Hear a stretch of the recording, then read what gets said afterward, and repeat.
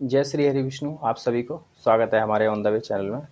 और हम इस महान गढ़ पाठ को पढ़ रहे हैं और हमने जो अभी तक अध्याय हैं वो हैं 45 अध्याय हमने कंप्लीट कर लिए हैं लास्ट वीडियो तक। और आज का जो हमारा अध्याय है वो है 46वां अध्याय। तो चलिए आइए हम इसको पढ़ने से पहले, इस महान गढ़ पाठ के अध्याय नंबर 46 को पढ़ने से पहले हम इसमें दी हुई प्रार्थना है उसको करते हैं, फिर हम आगे इसमें अध्याय नंबर 46 के बारे में जानेंगे। तो जय श्री हरि विष्णु भगवान जी का नाम लेकर हम इसको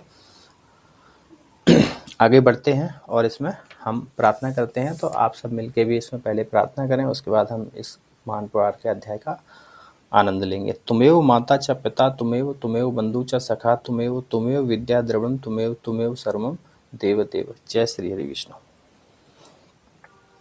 तो चलिए आइए हम जानते हैं कि अध्याय नंबर हमारा जो 43 है उसका नाम क्या है। वैसे मैंने लास्ट वीडियो में बता दिया था, माफ़ कीजिए 46 नंबर, स्त्रियों के शुभाशुभ लक्षण।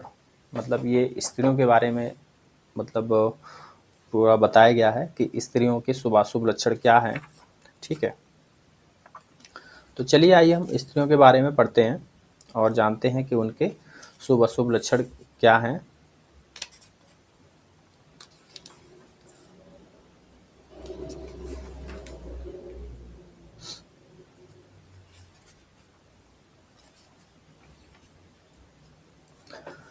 तो जय श्री हरि विष्णु भगवान जी का नाम लेकर हम इस अध्याय को आरंभ करते हैं। तो आप भी ध्यान से सुने कि स्त्रियों के लिए शुभ अशुभ क्या लक्षण बताए गए हैं। जिस कन्या, श्री हरि ने कहा, माफ कीजिए, श्री हरि ने कहा, जिस कन्या के केस घुंघराले, मुख मंडलाकार अर्थात गोल एवं नाभि दक्षिणावर्त होती है वह कुल की वृद्धि करने वाली होती है। जो स्वर्ण सदृश आभा वाली होती है, जिसके हाथ लाल कमल के समान सुंदर होते हैं, वह हजारों स्त्रियों में अद्वितीय तथा पवित्र पतिव्रता होती है। जो कन्या वक्र केशों वाली और गोल नेत्र वाली होती है वह निश्चित ही दुख भोगने वाली होती है तथा उसका पति शीघ्र ही मर जाता है। पूर्ण चंद्र के सदृश मुखमंडल से सुशोभित, बाल सूर्य के समान लाल लाल कांति वाली, विशाल नेत्रों से युक्त, बिंबा फल की भांति ओष्ठ वाली कन्या चिरकाल तक सुख का उपभोग करती है। हस्ततल में बहुत सी रेखाओं के होने पर, कष्ट तथा अल्प रेखाओं के होने पर वह धनहीनता का दुख भोगती है। हाथ में रक्त वर्ण की रेखाओं के होने से वह सुखी जीवन व्यतीत करती है, किंतु कृष्ण वर्ण की रेखाओं के होने पर वह दास्य वृत्ति वाली दूती का जीवन व्यतीत करती है। अच्छी स्त्री वह है जो पति के कार्यों में मंत्री के समान परामर्श देने वाली होती है, सहयोग में मित्र के समान वर्ताव करती है, स्नेह के व्यवहार में भार्या अथवा माता तथा शयन काल में वैश्या के समान सुख प्रदान करती है। जिस कन्या के हाथ में अंकुश, कुंडल और चक्र के चिन्ह विद्यमान होते हैं, एक बार और सुनिए, जिस कन्या के हाथ में अंकुश, कुंडल और चक्र के चिन्ह विद्यमान होते हैं वह पुत्र से संपन्न होती है और राजा को पति के रूप में वर्ण करती है।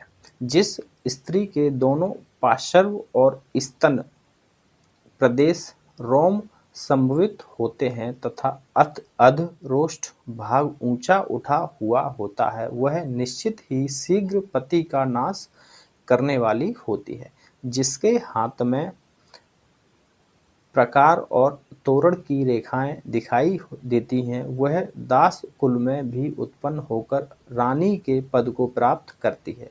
जिस कन्या की नाभि ऊपर की ओर उठी हुई मंडलाकार एवं कपिल वर्ण की रोम वलियों से आवृत्ति रहती है वह कन्या राजकुल में उत्पन्न होकर दासी की वृत्ति से जीवन यापन करती है। जिस स्त्री के चलने पर दोनों पैर की अनामिका तथा अंगुष्ठ पृथ्वी तल का स्पर्श नहीं करते हैं वह शीघ्र ही पति का नाश करती है तथा स्वयं स्वेच्छाचार पूर्वक जीवन बिताने वाली होती है।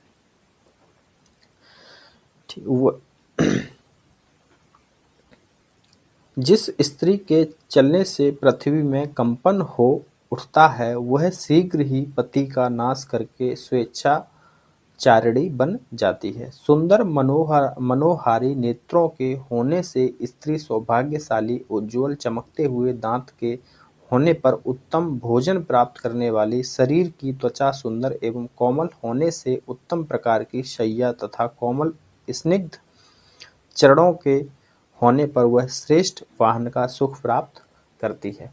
चिकने ऊंचे उठे हुए ताम्र वर्ण के समान लाल लाल नखों से युक्त मत्स्य अंकुश पद्म चक्र तथा लांगल मतलब हल, पद्म चक्र तथा हल चिन्ह से सुशोभित एवं पसीने से रहित और कोमल तल वाले स्त्री के चरण सौभाग्यशाली होते हैं। सुंदर रोम विहीन जंघा गज शुंड के सदृश उरु, पीपल पत्र के समान विशाल उत्तम गुहा भाग, दक्षिणावर्त गंभीर नाभि, रोम रहित त्रिवली और हृदय पर सुशोभित रोम रहित स्तन प्रदेश ये उत्तम स्त्री के शुभ लक्षण हैं। तो इसमें स्त्री के बारे में मतलब स्त्री के हर एक अंग का वर्णन किया गया है कि कौन सा अंग कैसा होना चाहिए, तो उस स्त्री के बारे में बताया गया है कि वो क्या सुख प्राप्त करेगी और क्या दुख प्राप्त करेगी। तो अगला हमारा जो अध्याय है वो है हमारा 47वां अध्याय और उसका नाम है स्त्री एवं पुरुषों के शुभाशुभ लक्षण। इसमें दोबारा से हमने जो पिछले वीडियो में पढ़ा था उसको मैं आपको एक बार बता देता हूँ। तो इसमें हमने पढ़ा था सामुद्रिक शास्त्र के अनुसार, मतलब सामुद्रिक शास्त्र के अनुसार स्त्री पुरुष के शुभाशुभ लक्षण मस्तक रेखा एवं हस्तरेखा, मतलब माथे की रेखा के बारे में पढ़ा था और हस्तरेखा के बारे में पढ़ा था। ठीक है, तो अभी जो हमारा जो अध्याय है वो है स्त्री एवं पुरुषों के शुभाशुभ लक्षण। तो इसमें हस्तरेखा के बारे में नहीं बताया गया है, इसमें मस्तक रेखा के बारे में नहीं बताया गया है, स्त्री और पुरुष को के बारे में बताया गया है। तो आइए हम उसको जानते हैं। अध्याय नंबर हमारा है ये 47। ठीक है, तो इस अध्याय को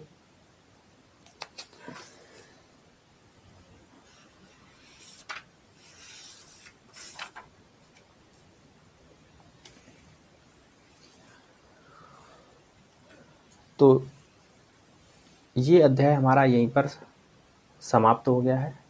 ठीक है, और अगला जो हमारा अध्याय है वो है स्त्री एवं पुरुषों के शुभाशुभ लक्षण।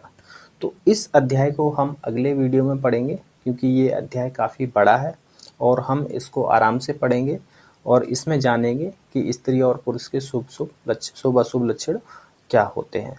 ठीक है, तो मिलते हैं अगले वीडियो में, तब तक के लिए जय श्री हरि विष्णु, नमस्कार आप सभी को।